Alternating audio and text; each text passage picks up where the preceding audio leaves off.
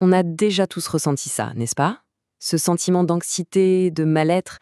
Et si tout ça, ce n'était pas juste un problème personnel?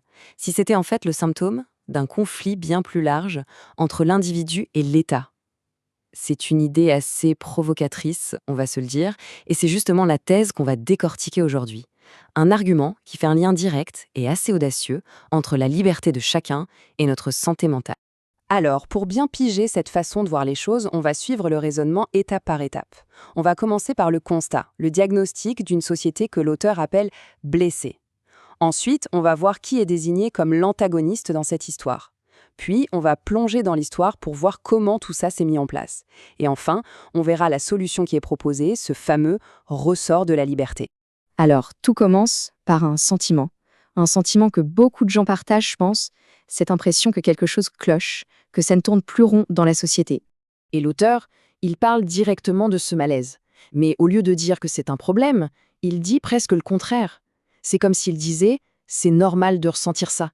Ce serait même un signe de bonne santé, une preuve de lucidité face à un monde qui, c'est vrai, semble un peu avoir perdu le nord. Et voilà, on arrive au cœur du problème, selon le texte. Pourquoi cette société est-elle blessée? Eh bien parce qu'elle aurait échoué dans sa mission la plus essentielle, celle de rappeler à chacun d'entre nous combien on a de la valeur. Et là, la solution proposée est assez inattendue. Ça tient en un slogan qu'on connaît presque tous. Une référence directe à la culture pop, à Tina Turner. Et ce n'est pas juste pour faire joli. L'idée, c'est de transformer un concept politique un peu abstrait en quelque chose de très personnel, un peu comme un mantra qu'on se répéterait pour s'affirmer.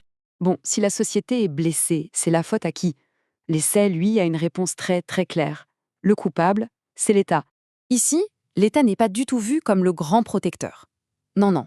Il est carrément décrit comme un adversaire, une espèce de machine administrative énorme qui ne cesse de grossir et qui serait par nature hostile à la liberté de chacun.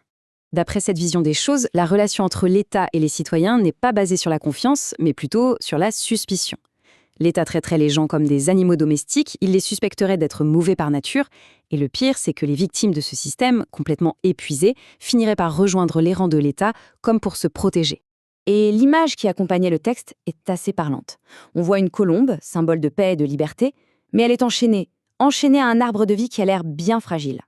C'est une métaphore visuelle très forte qui résume tout l'argument, la liberté entravée, étouffée par une autorité.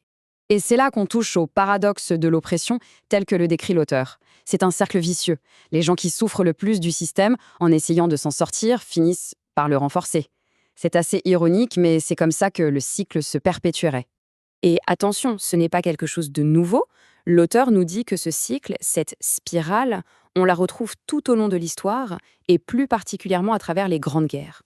L'idée ici, c'est que même si la technologie évolue, au fond, les mécanismes humains, eux, ne changent pas tant que ça. Les mêmes dynamiques sociales, les mêmes peurs qui ont mené aux guerres mondiales, eh bien, elles seraient toujours là aujourd'hui, juste sous une autre forme. Et pour nous aider à comprendre ce cycle, le texte propose de voir les gens en 3 catégories. D'un côté, on a les faux héros, ceux qui se battent pour un État contre un autre. Puis, il y a la chair à canon, le nom parle de lui-même. Et enfin, il y aurait une toute petite minorité, les vrais résistants.